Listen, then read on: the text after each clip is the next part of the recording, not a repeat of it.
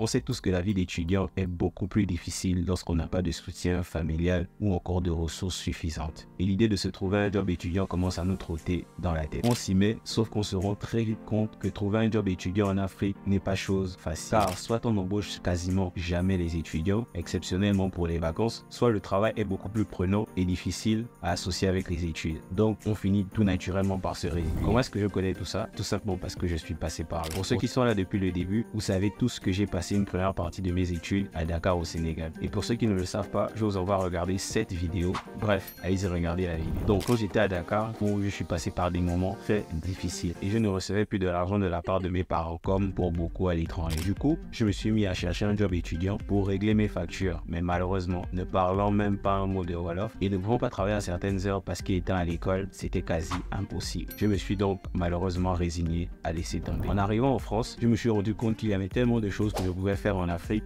mais que malheureusement j'ai découvert qu'une fois ici. C'est dans le but d'aider une personne qui se retrouve dans la même situation que moi il y a 3 ans que je fais cette vidéo. C'est pourquoi je vais te donner 4 idées de business que tu pourras mettre en place afin de ne plus dépendre de tes parents. Ces business ne te rendront pas multimillionnaire, mais ça te donnera suffisamment de ressources pour pouvoir payer à la fois tes études, te nourrir, te loger et pour tes petits loisirs. Je t'invite à rester jusqu'à la fin de la vidéo car en fin de vidéo, je vais te partager un bonus qui est pour moi le meilleur business, à la fois facile et à la fois celui qui rapporte au gros. Donc si tu es malin, reste jusqu'à la fin de la vidéo et tu bénéficieras de ce bonus. Let's go. Première idée de business, professeur particulier. Vous savez, lorsque nous sommes étudiants, on oublie quelque part qu'on a des compétences et vous n'allez pas être prof particulier sur toutes les matières. Non, ciblez votre matière où vous êtes le plus bon, même si c'est pas forcément la matière que tu fais ou que tu suis à la fac. Tu prends une matière où tu sais que tu es relativement bon. Ça peut être l'anglais, donc tu deviens professeur particulier d'anglais si tu es bilingue par exemple. Et du coup, tu pourras vendre tes services de professeur d'anglais en cours particulier. Et tu pourras le faire à la fois en ligne et en présentiel pour maximiser tes chances et tes opportunités afin d'atteindre un public plus large. Je vais te donner quelques étapes pour y parvenir. Première étape, trouver un domaine d'expertise. Comme je le disais en amont, si tu es bon en anglais, tu vas enseigner l'anglais. Si tu es bon en mathématiques, tu vas enseigner les mathématiques. Si tu es bon en français, tu vas enseigner le français. Maintenant, il ne faut pas être prof particulier, sachant que toi-même, tu n'as pas des compétences que tu ne pourras pas enseigner. Si par exemple, tu es en prépa et que tu t'es bon en mathématiques, mais que tu sens qu'en terminale C, tu n'as pas été très performant, ne va pas enseigner aux élèves de terminale C, va enseigner au 3e, au 4e, peu importe, mais va enseigner où tu sais que tu es capable de pouvoir aider quelqu'un à plus de 80%.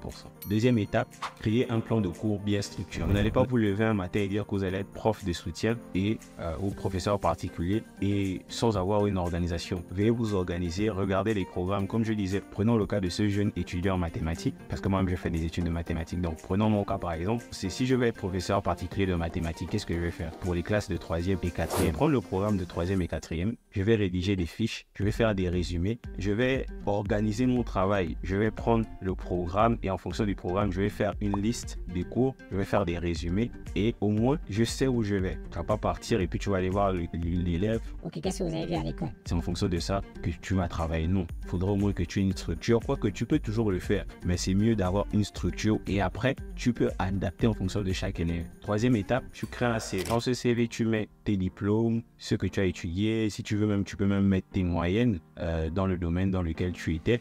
Et tu fais un CV où tu partages sur LinkedIn ou même tu peux créer ton propre site internet. Vous allez voir par la suite que créer son site internet n'est pas chose difficile. Donc, tu crées un site internet où tu vas mettre une vidéo de présentation et sur cette vidéo de présentation, tu pourras mettre ta façon de travailler. Quatrième étape, tu vas préparer des supports d'apprentissage. En Afrique, ce que toi tu peux faire, c'est innover. Tu vas prendre des livres que tu trouves beaucoup plus simples parce que souvent nos livres en Afrique ne sont pas très explicites. Tu vas utiliser ChatGPT pour t'aider à structurer même ces supports d'apprentissage. Cinquième étape, il s'agit de fixer son tarif. Alors, ce que moi je peux vous conseiller, c'est de ne pas venir avec des gros tarifs ou de ne pas commencer à rêver. Que vous n'oubliez pas que vous êtes un étudiant et vous n'êtes pas un expert dans le domaine. Donc moi je vous conseille d'avoir des prix pas bas aussi parce qu'on peut minimiser votre travail. Par exemple, si un professeur classique prend 30 000, vous pouvez venir en tant qu'étudiant et puis vous proposer 20 000. Vous voyez? Maintenant, si le marché par exemple c'est 20 000, vous n'allez pas venir dire 5 000. Non, mais on va pas vous prendre au sérieux. Vous essayez d'ajuster en fait en fonction du marché local sans être trop bas, sans être au même niveau que les professeurs attitrés parce qu'on aura plus tendance à vouloir faire confiance à un professeur attitré comparé à un étudiant. Sixième étape, les réseaux sociaux. Il est très important de comprendre que les réseaux sociaux aujourd'hui sont un excellent outil de communication et de marketing. Donc, pour vendre votre produit, je vous conseillerais d'avoir un réseau social comme TikTok, Instagram, Facebook, où vous faites des vidéos. Voilà un exemple de vidéo. Comprendre le théorème de Thalès en 1 minute. Vous faites une vidéo comme ça, de ce style. Je sais pas, vous en fait innover, trouver des techniques ou encore inspirez-vous d'autres personnes. Par exemple, pour Mr. Ken, c'est un professeur d'anglais sur TikTok. Il a percé comment? Parce qu'il utilisait un beat et il faisait des chansons en fait. Je sais pas si vous voyez de quoi je parle, mais ça fait genre, c'est une opportunité. It's an opportunity. It's an opportunity. C'est une opportunité. Toi qui es professeur d'anglais, tu peux venir avec la même danse. Si tu es un autre professeur, tu peux aussi changer. Tu peux aussi innover. Tu crées quelque chose qui peut être tendance. Tu peux aussi t'inspirer aux États-Unis de comment est-ce que les professeurs, les étudiants, professeurs en particulier, comment ils font, comment les professeurs particuliers européens, comment ils fonctionnent. Et tu adaptes. Tu ne viens pas réinventer la roue. Soyons sûrs, ça va marcher. 7e étape, proposer des cours gratuits. Vous savez, si vous venez et que vous proposez aussi des sessions gratuites, 1 ou 2 sessions gratuites, ça permet aux parents et à l'élève de voir si vous êtes assez compétent en fait. Et les parents, souvent avant de s'engager, ils ont envie de bien voir le travail que vous êtes capable de faire. Si vous proposez une session ou 2 sessions de façon gratuite, les gens seront ouverts et plus susceptibles à vous accepter. Donc n'hésitez pas à proposer des sessions gratuites, 1 ou 2 maximum. Et à partir de là, le père de l'enfant ou même l'élève lui-même sera fixé de savoir s'il continue à travailler avec vous ou pas. Et vous aussi, ça va vous faire gagner en temps. Parce qu'il ne faut pas vous faire exploiter. Vous allez travailler 1 mois gratuit et après on va vous dire non, on ne vous garde pas. C'est du temps que vous aurez perdu, vous êtes étudiant. Le temps quand on est étudiant, c'est de l'argent. 8e et dernière étape, n'hésitez pas à demander aux élèves ou même aux parents d'élèves de faire des vidéos témoignages que vous allez mettre à la fois sur vos réseaux sociaux ou même sur votre site internet pour promouvoir votre compétence et dire en fait ce qu'ils pensent réellement de vous et de votre service. Si vous êtes bon dans votre domaine, je suis sûr que vous allez avoir de très bons témoignages. Et si vous avez de très bons témoignages, vous allez avoir beaucoup de... Deuxième idée de business, la création d'un site internet. Créer un site internet en 2023 n'est clairement pas la même chose que créer un site internet en 2015, en 2017. Aujourd'hui, vous pouvez créer vous-même un site internet sans même connaître une seule ligne de code. Et cela en moins de 5 minutes via des logiciels comme WordPress. Ensuite, modélez votre site internet à votre sauce et commencez à démarcher les petites entreprises qui viennent de commencer et qui n'ont pas de site internet. Sachez qu'en Afrique, il y a un marché énorme dans la création de sites internet. Il suffit de regarder les petites entreprises qui sont autour de vous, qui commencent, ou même des écoles qui n'ont pas de site internet. Et vous pouvez clairement les démarcher, vous leur montrer l'importance aujourd'hui d'avoir un site internet et vous facturer. Les gens vont payer tant que vous êtes capable de leur prouver qu'un site internet sera bénéfique pour la communication de leur établissement.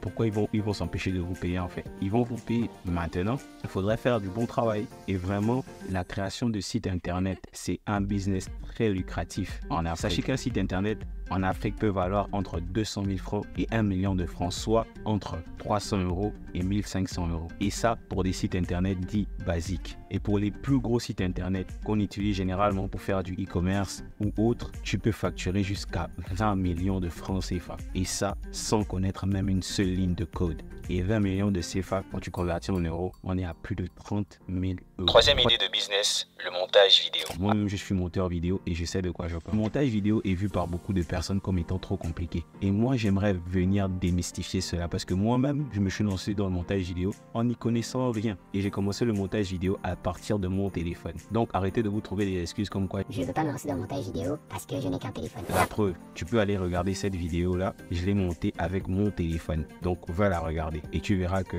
tu peux toi aussi commencer à monter des vidéos si tu n'as pas d'ordinateur. Et si tu n'en as pas, tu peux commencer avec ton téléphone et faire des vidéos rendues professionnelles comme celles que je te conseille d'aller voir. Chaque jour, il y a de nombreux créateurs de contenu qui demandent des monteurs vidéo. Et il y a vraiment une pénurie de monteurs vidéo. Donc, si tu es malin, moi-même, je suis dans le domaine et je sais de quoi je parle. C'est un secteur très lucratif et qui ne va pas te demander tout ton temps et que tu peux très bien gérer quand tu es étudiant. Parce qu'en réalité, tu modèles en fonction de tes heures. Moi, il y a des jours je travaille la nuit. Quand je sais que je pars pas en cours le matin, je peux me permettre de travailler jusqu'à 2-3 heures du matin parce que je sais que j'ai cours, par exemple, en après-midi. Tu vois, Alors que si tu fais un business classique, ce sera beaucoup difficile pour toi de dire que tu travailles de minuit à 3 heures du matin. Quand tu es professeur de soutien, tu ne peux pas te permettre de faire ça. Quel élève va travailler avec toi de minuit à 3 heures du matin, tu vois? Donc, le gros avantage en tant que monteur vidéo, c'est que tu peux travailler en fonction de tes propres heures. Quatrième idée de vidéo, le miniature making. Tout comme le montage vidéo, le miniature making